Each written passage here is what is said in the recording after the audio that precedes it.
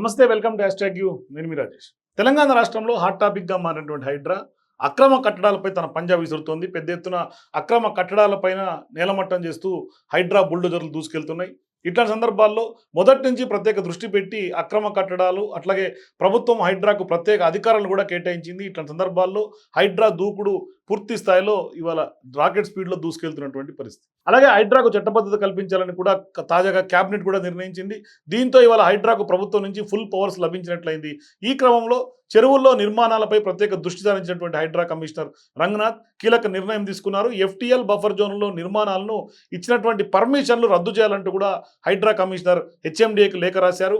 మరోవైపు ఆయా కట్టడాలపైన ఖచ్చితంగా హెచ్ఎండిఏ అనుమతులని మరోసారి రివైవ్ చేయాలంటూ కూడా హైడ్రా కమిషనర్ హెచ్ఎండిఏకి సూచిస్తూ ఉన్నారు. అలాగే ఇవాళ తాజాగా కోమటికుంట చర్చగా మారింది. అక్కడ నిర్మించినటువంటి భారీ హైరైజ్ బిల్డింగ్స్ను కూడా నేలమట్టం చేయాలని డిమాండ్ పెరుగుతున్నటువంటి నేపథ్యంలో కోమటికుంటతో పాటుగా 5 చెరువుల్లో, కీలకమైనటువంటి చెరువుల్లో అక్రమ నిర్మాణాలకు పర్మిషన్లు కూడా రద్దు చేయాలంటూ కూడా హెచ్ఎండిఏకి రాసినటువంటి లేఖలో రంగనాథ్ పేర్కొన్నటువంటి పరిస్థితి. మరోవైపు లేక్ వ్యూ, రివర్ వ్యూ పేరిట హైదరాబాద్ చుట్టుపక్కల అపార్ట్మెంట్లు, విల్లాలు, పెద్ద ఎత్తున ఇండ్లు నిర్మించుకున్నారు.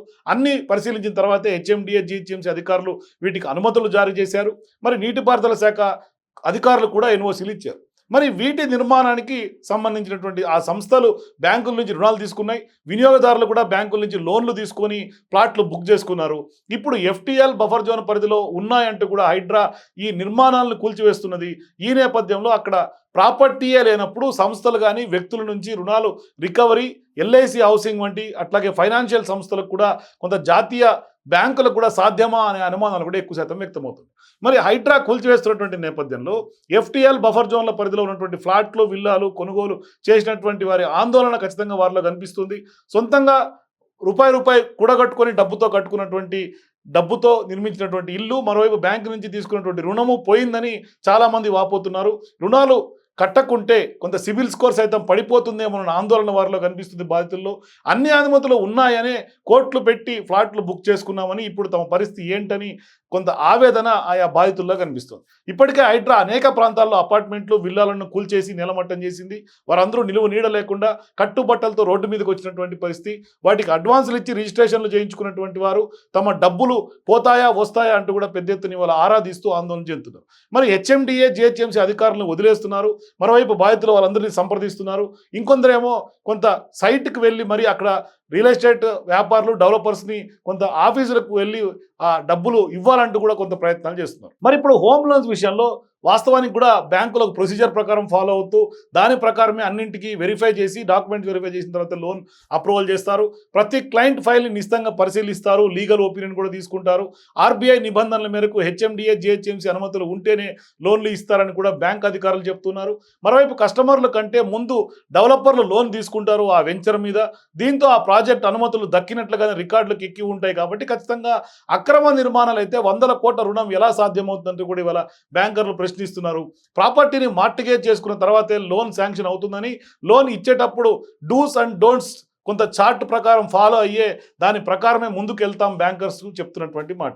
మరి టైటిల్ ట్రాన్స్ఫర్ అవుతుందే అంటే ఖచ్చితంగా అది లీగలే కదా. అలాంటప్పుడు బ్యాంకులు తప్పు ఎలా అవుతుందంటూ కూడా ఇవాళ బ్యాంకులు చేతులు ఎత్తేస్తున్నారు. All India bank employees association సెక్రటరీగా ఉన్నటువంటి రాంబాబు కూడా ఇదే అంశాన్ని తెర మీద తీసుకొస్తున్నారు. అంటే ఎఫ్టీఎల్ బఫర్ జోన్లో నిర్మిస్తున్నటువంటి వ్యవహారంలో తమకు ఎలా తెలుస్తాయని కూడా బ్యాంకులు ప్రశ్నిస్తున్నాయి. హెచ్ఎండిఏ, జిహెచ్ఎంసీ, రెరా వంటి సంస్థల అనుమతులు చూసిన తర్వాతే బ్యాంకులు కూడా ఆయా వెంచర్లకు కానీ అట్లాంటి విల్లాలకు కానీ లోన్లు ఇస్తాయి. లోన్లు తీసుకున్నటువంటి ఏ క్లయింట్ కూడా తన ఇంటిని కూల్చేస్తే ఖచ్చితంగా ఈఎంఐ కట్టే పరిస్థితి కూడా ఉండదు. మరి బ్యాంకులు కూడా ఆక్షన్ పెట్టి సొమ్మును రికవరీ చేసే అవకాశము ఉండదు. ఇలాంటి పరిస్థితుల్లో ఉన్నతాధికారుల సూచన మేరకు తాము పనిచేయాల్సి ఉంటుందని, ఖచ్చితంగా లీగల్ బ్యాటిల్కి సిద్ధం కావాలని కోర్టుకు వెళ్ళడం అనివార్యం అంటూ కూడా మేనేజర్ స్థాయి ఉద్యోగులు కూడా చెప్తున్నారు. మరోవైపు ఇప్పుడు ఈ లోన్లను కూడా కఠినతరం చేసే దిశగానే హైడ్రా కొంత దూకుడు ప్రదర్శిస్తుంది. త్వరలోనే బ్యాంకర్లతో సమావేశం నిర్వహించే అవకాశం ఉంది. ఏ డాక్యుమెంట్స్ పరిశీలిస్తారు, ఎట్లా పరిశీలిస్తారు, మీరు భవిష్యత్తులో బఫర్ ఎఫ్టీఎల్ బేస్ చేసుకుని ఖచ్చితంగా మీరు లోన్లు ఇవ్వాలంటూ కూడా లోన్ల మీద కూడా కొన్ని మార్గదర్శకాలను కూడా సూచించే అవకాశాలు హైడ్రా తీసుకునే పరిస్థితి కనిపిస్తుంది. ఇట్లాంటి సందర్భాల్లో మరి లోన్లు ఇప్పటిదాకా కూల్చివేతలు జరిపినటువంటి వాళ్ళకి లోన్లను మాఫీ చేసే దిశగా కూడా కొంత చర్చలు జరగబోతాయనే ప్రచారం జరుగుతోంది. దీంతో మాఫీ జరుగుతుందా లేదంటే కోర్టుకు ఎక్కి ఆ బాధ్యత ఎవరిది అని కూడా కొంత కొంత దాని మీద ఫోకస్ చేసే అవకాశం ఉంది. ఎందుకంటే హెచ్ఎండిఏ జిహెచ్ఎంసీ అధికారులు పర్మిషన్ ఇచ్చారు కాబట్టి ఆ పర్మిషన్లు ఉంటే ఆర్బీఐ గైడ్ లైన్స్ ప్రకారం మేము లోన్లు ఇచ్చాం కాబట్టి మా తప్పేమీ లేదని బ్యాంకర్లు చెప్తుంటే మరి ఈఎంఐ కట్టలేనటువంటి బాధితుడు వాళ్ళు చితికిపోతున్నారు. మరి రియల్ ఎస్టేట్ వ్యాపారులు సైడ్ అయిపోతున్నారు. అక్రమం చేసినటువంటి ఆ అక్రమదారులు కూడా సైడ్ అయిపోతున్నారు. బాధితులు మిగులుతున్నారు. దీంతో ఇవాళ బ్యాంకులకు సంబంధించినటువంటి వ్యవహారంలో లోన్ల పరిస్థితి ఏంటనే చర్చ ప్రధానంగా జరుగుతుంది. మరి బ్యాంకర్లందరూ కోర్టుకు వెళ్తే కోర్టులు ఏ దిశగా ఆదేశాలు ఇస్తాయని మాత్రం కొంత ఆసక్తికరంగా మారింది. ఇటువంటి సందర్భాల్లో త్వరలో జరగబోయే బ్యాంకర్ల మీటింగ్లో కమిషనర్ ఎటువంటి సూచనలు బ్యాంకులకు చేస్తాడు, మరి బ్యాంక్ అధికారులు ఏం చెప్తారనేది కూడా కొంత ఆసక్తికరంగా మారింది. For more videos please watch #.